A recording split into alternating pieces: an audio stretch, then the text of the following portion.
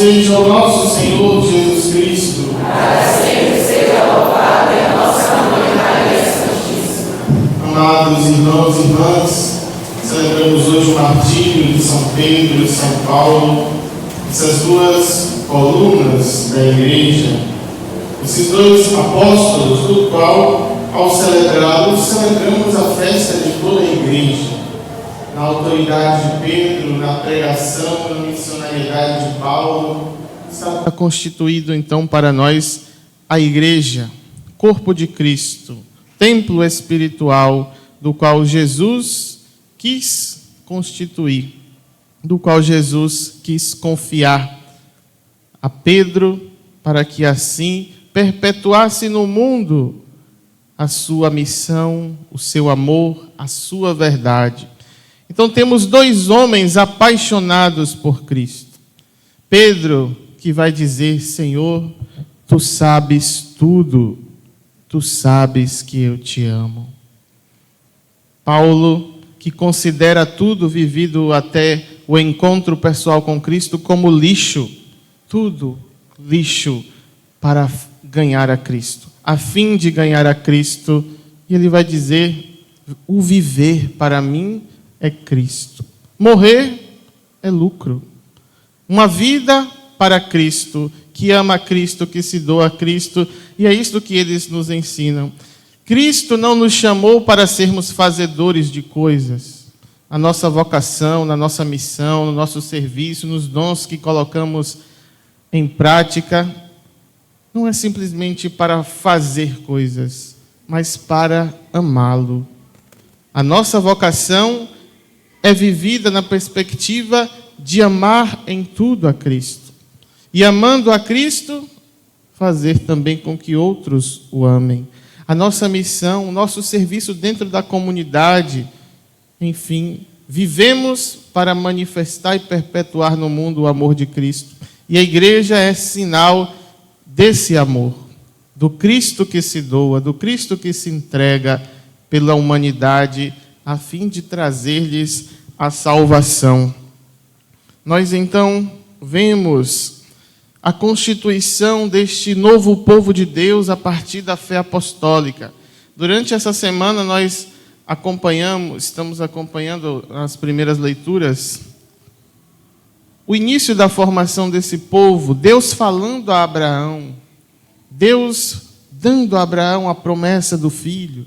Começa ali a história. Deus vai selecionar um povo para transmitir sua lei, para transmitir os seus mandamentos, para fazer conhecer o seu amor, a fim de depois expandir para toda a humanidade, preparando um povo. Dali, como conhecemos e sabemos, de Abraão nasce Isaque. Ontem na leitura era prometido este filho. Isaque vai então ter seu filho Jacó, do qual Deus muda o seu nome para Israel. Israel tem 12 filhos, a terra é distribuída para esses 12 filhos, então formando as 12 tribos. Então o povo de Deus no Antigo Testamento é constituído pelo sangue de Abraão, pela linhagem de Abraão e pertencentes às 12 tribos de Israel. Mas a aliança é quebrada muitas vezes. O homem, nós, a humanidade, somos infiéis, mas Deus não quebra a sua parte na aliança, o seu compromisso. Por isso, em Jesus Cristo, ele continua a insistir no homem, continua a fazer seu pacto de amor, e agora no sangue não mais de bodes, touros, mas o sangue do próprio Filho, do Cristo que se oferece. E então, para isso, constitui um novo povo, não mais as 12 tribos, mas os 12 apóstolos. Vemos então a formação deste novo povo de Deus. Jesus tinha muitos discípulos, mas ele escolheu 12 para, assim como escolhendo o povo de Israel, transmitir mais de perto os seus ensinamentos, as suas leis, a sua vontade. E assim vemos entre esses 12, Pedro. Pedro sempre teve a prioridade, o privilégio, a primazia. Quando nós ouvimos sempre algo sobre os apóstolos na Bíblia, Pedro vem sempre primeiro. Vemos isso claramente na escolha dos 12 apóstolos. Cada evangelista coloca os 12 apóstolos numa ordem que não é igual em todos os evangelhos. Uns traz Tiago, Tomé, João, outros isso, João, André e Tiago, mas sempre em primeiro, em todos os evangelhos, está Pedro. E vemos hoje esta fé de Pedro. Jesus questiona os discípulos: do que é que estão falando de mim por aí? Quais os boatos? O que é que está circulando a meu respeito? E eles vão dizer: olha, estão dizendo que é Jeremias, que é Elias. Aí Jesus volta-se para eles e diz: e vocês, meu povo escolhido, meus amigos, que estão comigo todo dia, quem sou eu para vocês? E assim Jesus hoje pergunta a cada um de nós: quem é Ele para nós? Quem é Jesus para mim, para você? É a resposta que nós precisamos dar a Ele. E essa resposta vai mais profundo. Não é simplesmente uma resposta pronta, com a boca, mas com a vida. Qual impacto na minha vida tem a palavra de Deus? Qual a influência que o Evangelho traz para a minha vida? Quais as modificações que a vontade de Deus gera em mim? O que os seus mandamentos me inspiram a viver? Então, essa é a resposta que damos a Jesus. O que Ele é para nós? O que Ele representa para nós? O que a sua palavra diz ao meu coração, à minha vida? E assim nós possamos responder a Jesus. Pedro, ali naquele momento, responde que Ele é o Cristo, o Filho do Deus vivo. E Jesus vai dizer: feliz é você porque respondeu, porque professa esta fé. Feliz você, Pedro, porque crê. Nós somos felizes porque cremos. Vai dizer a palavra de Deus na anunciação do anjo: bem-aventurada, feliz aquela que acreditou, a Virgem Maria. Seremos sempre felizes por ter uma fé, por crer. E assim Jesus transmite esta felicidade a Pedro. E diz: agora quem é Pedro? Pedro respondeu quem é Jesus. E Jesus vai dizer quem é Ele. Você agora é uma pedra, da qual, em cima desta pedra, em cima da sua profissão de fé, eu irei construir a minha igreja, o novo Israel, o novo povo, a nova aliança que será constituída a partir do meu amor máximo até a cruz por vocês. E assim, então, agora, para ser povo de Deus, precisa pertencer e professar a mesma fé de Pedro. E Jesus nos coloca também como pedras deste edifício espiritual, como São Paulo chama a igreja. Não somos chamados a ser pedra de tropeço na vida dos outros, mas a pedra que edifica, que constrói. E então participamos deste corpo que tem Cristo como cabeça. Um corpo que traz as marcas, as feridas, as fragilidades de cada um de nós, dos seus membros, mas que traz a santidade daquele que é a cabeça da igreja. A santidade da igreja não está no Papa. A santidade da igreja não está nos padres, nos bispos, nos fiéis. A igreja é santa por causa de Cristo. E então é para Ele que nós devemos olhar. É o seu ensinamento, a sua voz, a sua vontade, da qual nós devemos nos moldar. E assim nos santificamos dentro da igreja, como membros, na santidade que vem de Cristo. É dele que provém a santidade, e nós, dentro desta igreja, somos chamados a viver também a santidade da nossa vida. Cristo, então, como cabeça deste corpo, a cabeça nós sabemos, né, o cérebro, ela controla todo o corpo. Tanto que quando o cérebro para, já era, não é? Então, a cabeça é Cristo. E nós não encontramos por aí nenhum corpo sem cabeça. Não existe corpo andando sem cabeça. Não se separa a cabeça do corpo. Por isso, para ser igreja, para ser corpo, precisa em tudo estar unido a Cristo. Se o ensinamento é diferente do que Cristo ensinou, não é membro da igreja, não faz parte da igreja. Não se separa Cristo dos seus sacramentos, não se separa Cristo da sua palavra, não se separa Cristo da sua mãe, não se separa Cristo do que a igreja acreditou desde sempre, do que os apóstolos nos transmitiram desde sempre, guardando o depósito da fé e chegando até cada um de nós. O que nós professamos hoje na nossa fé é o mesmo que Pedro professou, é o mesmo que os apóstolos professaram e viveram e derramaram o seu sangue para isso. Nós vamos daqui a pouco rezar o credo. Quantos morreram para que nós pudéssemos hoje estar aqui falando essas verdades de fé? E primeiramente olhamos para estes homens, Pedro e Paulo. E a igreja se expandiu pela perseguição, pela provação, até o martírio deles dois. Pedro morrendo crucificado, de cabeça para baixo. Paulo morto pela espada. Sangues derramados para que nós pudéssemos hoje. E para que continuemos, ainda teremos mais sangues a serem derramados.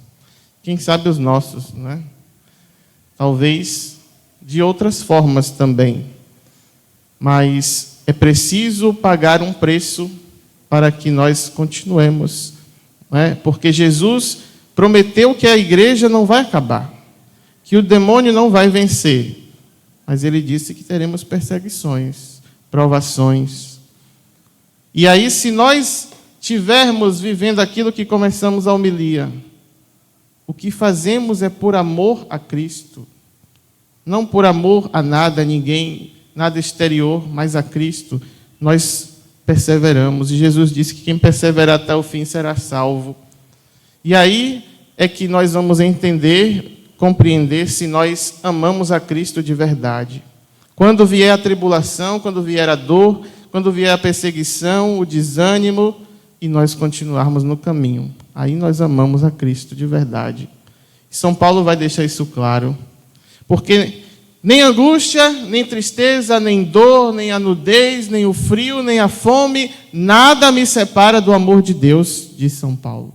Porque esse amor não está fora, esse amor não está nas coisas, esse amor não está nos outros, não está nas autoridades, está dentro de mim. E nós devemos achar, buscar esse amor. Como Santo Agostinho, depois da sua conversão, vai dizer: eu procurava fora o que estava dentro de mim. Quanto tempo perdido buscando fora aquilo que está dentro. Então, o que fizemos, façamos por amor a Cristo, que por amor nos constituiu seu povo, sua igreja. E assim vemos Paulo, no final da sua vida, ele vai dizer: olha, estou já para ser derramado em sacrifício. Aproxima-se o momento da minha partida. E o que o Paulo está fazendo? Murmurando, triste, chateado. Dei tudo pelo Evangelho e agora estou aqui preso. Não, a gente não ouve murmuração em Paulo. Muito pelo contrário. Com Pedro a mesma coisa. Pedro preso, a igreja está orando por ele, orando pelo seu pastor. Devemos orar pelas fraquezas da igreja, não simplesmente ser a pedra que é atirada, né? Mas a pedra que constrói. E a oração também constrói a igreja, porque ela não é obra humana, é divina, assim como para a nossa vida também. A construção a partir de algo que é divino. Então Paulo chega ao fim da vida com um testemunho belíssimo, do qual todos nós devemos viver para almejar chegar ao fim. A gente não sabe se o fim da gente está perto. Por isso devemos sempre buscar esta paz de espírito. Ele vai dizer: combati o bom combate, completei a corrida, guardei a fé. Está reservada para mim a coroa que o justo juiz vai me dar. Olha que tranquilidade de vida. E é isso que nós devemos viver. Chegar ao fim da vida e dizer: cumpri a minha missão de pai. Cumpri bem a minha missão de ser mãe. Cumpri bem a minha missão de ser sacerdote. Fiz o que Deus esperava que eu fizesse. Como esposa, como esposo, fiz o que Deus esperava. Na minha comunidade, o meu serviço, fiz o que era para ser feito e que Deus tinha confiado a mim. Então também nós chegarmos ao fim da vida e dizer: completei a corrida, guardei a fé, combati o bom combate, a coroa dos justos me espera. Vivamos para ter também essa paz de espírito ao final da nossa vida, como São Paulo. A igreja, então, sempre foi missionária, desde o seu início. E hoje, os tempos cada vez mais difíceis, nós precisamos, muitas vezes, evangelizar os próprios evangelizados. Evangelizar os cristãos, os católicos. É uma missão cada dia mais árdua, levar adiante essa barca. Mas nós não desanimemos, porque esta igreja não é obra humana. Se esta igreja fosse criada por qualquer homem, ou ela já tinha acabado, ou nós devíamos estar, não é, soltos pelo mundo, ainda mais preocupados, mas não. Jesus garantiu: as portas do inferno não vão prevalecer. E há 2023 anos está aí. Que instituição no mundo tem mais de 2000 anos? Nenhuma. Muitas acabaram, deixaram de existir, a igreja está aí. Porque a igreja não tem dono. A igreja não tem homens que sejam os seus donos. A igreja é de Cristo, somente dele. E por mais que os erros de dentro da própria igreja, muitas vezes, e hoje ainda, muitas vezes se tentam destruir aquilo que se acredita, a igreja é de Cristo, a igreja é dele. Confiemos na sua palavra, que nos diz: as portas do inferno não vai vencer. E nós precisamos estar do lado dos vencedores, não dos lados daqueles que ajudam a destruir a igreja. Por isso, a santidade da nossa vida, a nossa vivência em comunidade, na unidade, no amor, a partir do Evangelho, a partir do que a igreja sempre acreditou, a partir do que nós recebemos e que não vai mudar, porque a igreja é una, e a unidade da igreja não está só entre nós, é a unidade do que nós recebemos, o que nós nascemos e já existia. Então, muitas vezes, isso aqui eu não concordo. Isso aí já está decidido antes de você nascer. Então, a igreja é una porque ela está ligada a Cristo, ao que Cristo deixou aos apóstolos. Por isso a nossa fé é apostólica, porque deles recebemos esta fé, esta vivência. E para encerrar, só para dizer que muitas vezes nós, ou alguns católicos, nós não, muita gente está dentro da igreja, mas que tem vergonha da sua fé, de ser católico. Católico que não gosta de procissão, católico que tem vergonha de ter uma imagem, católico que tem vergonha de estar com um terço na rua, de sair com a camisa. Nós não temos que ter vergonha de nada. Outros é que devem se envergonhar, não é? Não se envergonha em fazer o certo. Não se envergonha de estar do lado da verdade. E por que podemos dizer que estamos do lado da verdade? Porque nós somos a igreja da qual Pedro professou a fé, primeiro Papa. E de uma sequência ininterrupta da sucessão apostólica, a igreja vai sendo conduzida pelos mesmos pastores que Cristo colocou à frente dela. Então, ele é a cabeça desta igreja e nós devemos estar seguros disso. A igreja é um caminho seguro de salvação. E nós podemos dizer: há salvação fora da igreja?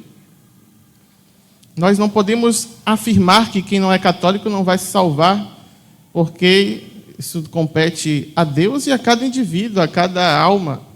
Mas podemos dizer que a igreja é caminho seguro. E aqueles que se salvarem fora da igreja saberão que foram salvos graças ao mistério da igreja.